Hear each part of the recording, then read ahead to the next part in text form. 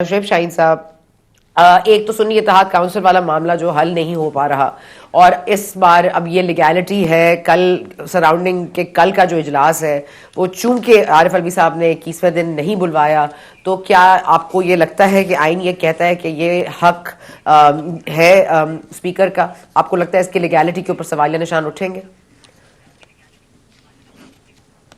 देखिए, दो बातें हैं। एक तो इलेक्शन कमीशन पाबंद है जनरल सीटों के तनासब से वो सीटें देने का, ये आइन का आर्टिकल 51 कहता है, इसमें कोई इबहाम नहीं है। और सिर्फ ये नहीं है बल्कि 2 दफ़ा इसकी 3 दफ़ा मिसालें मौजूद हैं। एक दफ़ा जब फाटा में इलेक्शन हुए थे प्रोविंशियल असम्बली के, उसमें जो बाप पार्टी को सीटें मिल गई थी 3, उसके ऊपर उनको एक मखसूस नशिस्तों की सीट दी गई बाद में, जो उन्होंने कोई लिस्ट नहीं दी थी, ना ही इलेक्शन लड़ा था।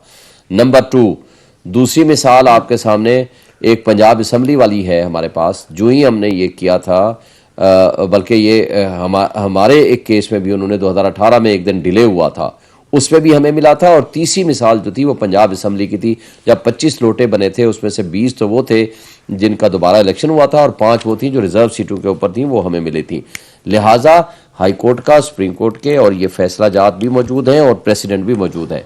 लेकिन जो कुछ ये आजकल हो रहा है, ये जो ड्रामा रचाया जा रहा है, वो सब आपके सामने है। वो क्यों रचाया जा रहा है? क्योंकि इलेक्शन कमीशन न्यूट्रल नहीं है। इलेक्शन कमीशन जिस तरह की जानिबदारी कर रहा है, जिस तरह से जराइम की आमाजगाह बना हुआ है, ये काबिल अफसोस है।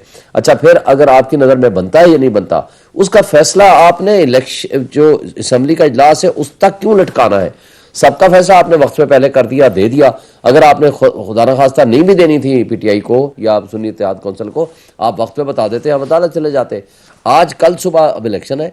अब जो ये जो लोग हैं, इनका भी तो हक है ना कि जब इनको मिलेंगी कि ये इलेक्शन लड़ सके, प्राइम मिनिस्टर भी बन सके, स्पीकर भी बन सके, डिप्टी स्पीकर भी बन सके। आपने इनको कैसे डिप्राइव कर दिया?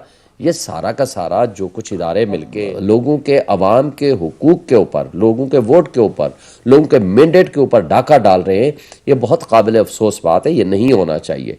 ये मुल्क को सियासी अदम इस्तेहकाम का शिकार करेगा, ये मुल्क को माशी अदम इस्तेहकाम का शिकार करेगा, ये वो तबाही लाएगा जो PDM 1 की सूरत में तबाही हम देख चुके हैं। उस वक्त तो फिर भी कुछ कम थी, आज इन्होंने जो तबाही मचानी है वो अनलिमिटेड होगी।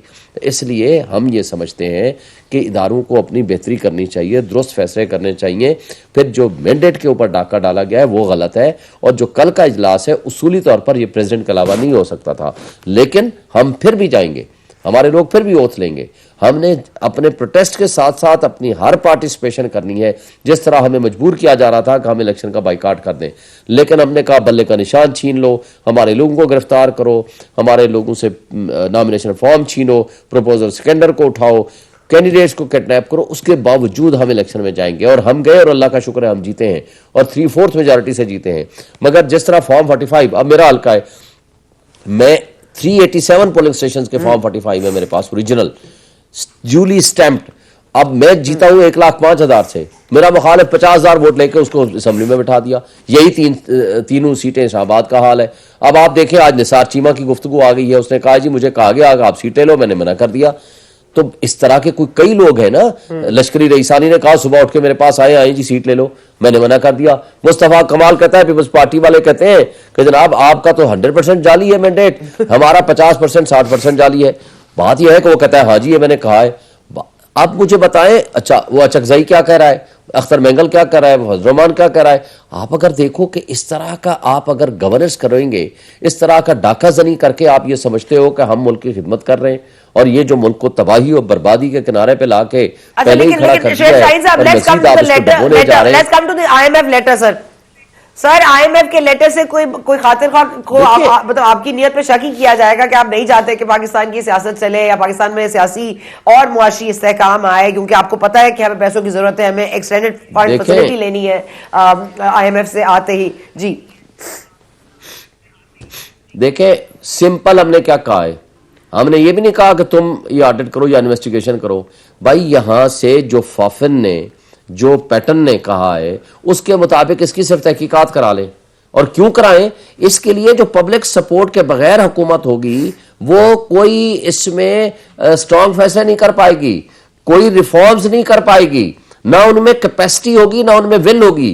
इसलिए कि आपके $18 बिलियन आप मुफ्त सालाना मराहत दे रहे हैं, और आपके ऊपर इन्वेस्टमेंट कौन कराएगा? मुझे बताएं, इस तरह सियासी इस्तेहकाम आ जाएगा, आप किसी की सीटों के ऊपर डाका जनी करके बैठ जाओ और हम जाकर घर में सो जाएं।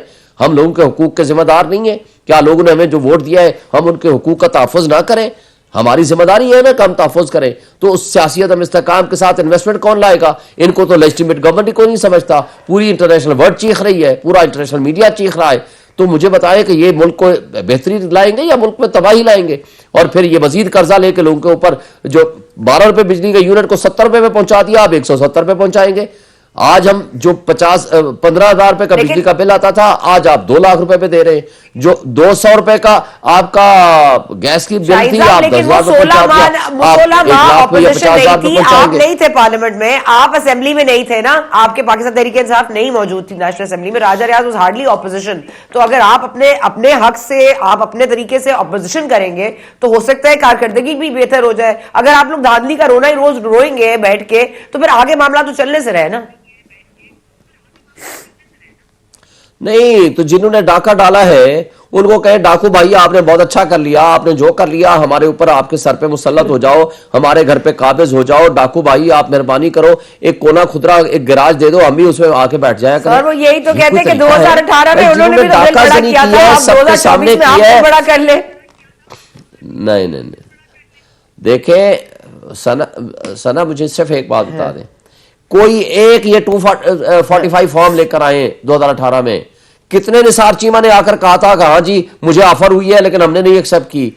कितने मुस्तफा कमाल और मुस्तफा खोखर खड़े हुए थे जिन्होंने कहा था कि नहीं ये सारा कुछ ड्रामा गलत कर रहे हैं? जमात इस्लामी वालों ने, हाफिज नईम ने कहां आकर कहा था कि नहीं जनाब ये कुछ कर रहे हैं? ये यहां तो लोग अपनी आई हुई सीटें कह रहे हैं कि हमें ऐसी जाली मैंडेट नहीं चाहिए। लोग खुद आकर बोल रहे हैं, जो हमारे नहीं है, जो इनके हैं, जो दूसरे हैं, जो इंडिपेंडेंट है, जो न्यूट्रल है। आज पूरी दुनिया चीख रही है। आप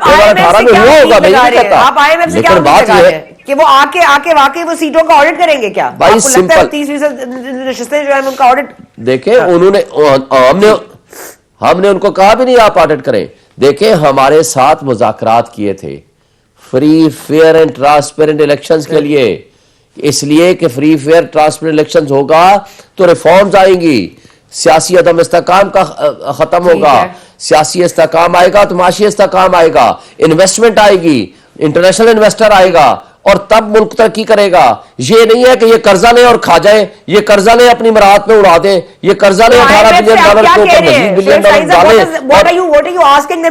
हम simple very simple and brief कि इसका जिस तरह फाफिन ने पैटर्न ने कहा है, आप फ्री एंड फेयर इलेक्शन में नहीं कराया, डाकाजनी जो किया है, आप इसका ऑडिट करा दें। आप अपनी टर्म्स में ये साबित डाल दें कि यहाँ की जो उन्होंने कहा है कि हर डिस्ट्रिक्ट एंड सेशन जज से करा दें, जुडिशियल कमीशन बना दें, कोई भी लॉफुल तरीके से कोई कोर्ट इंटरफेयर करके उसमें डाल दें। ये एक मुज़ाकरात मुल्क के मफाद के लिए, वो करें ना करें, हमने तो हर लीगल फोरम पे जाना है, हमने अदालतों में भी जाना है, हमने प्रोटेस्ट भी करना है, हमने धरना भी देना है, हमने पार्लियामेंट हाउस के अंदर भी गुफ्तगू करनी है। लेकिन हमारा तो ये जेन्युइन राइट है ना। लोगों को देखें 90% अवाम ने, 80% अवाम ने एक फैसला दे दिया, आप उसको उठा के रद्दी की टोकरी में फेंक दें, आप रिजेक्टेड लोगों के जरिए हुकूमत बनाएं। वो तो सिवाय मुल्क को लूटने के और क्या करेंगे?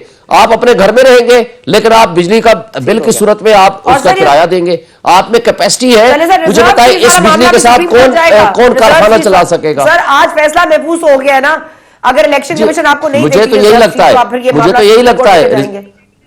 ठीक जी बिल्कुल यही लगता है, मुझे वही लेके जाना पड़ेगा। उसकी वजह यह है कि इनको कम से कम 20 दिन हो गए, फैसला तो कर देते हैं, अभी तक फैसला ही नहीं किया उन्होंने। ठीक है, thank you sir, thank you so much very much for joining us. हम यहाँ वक्फा लेने जा रहे हैं।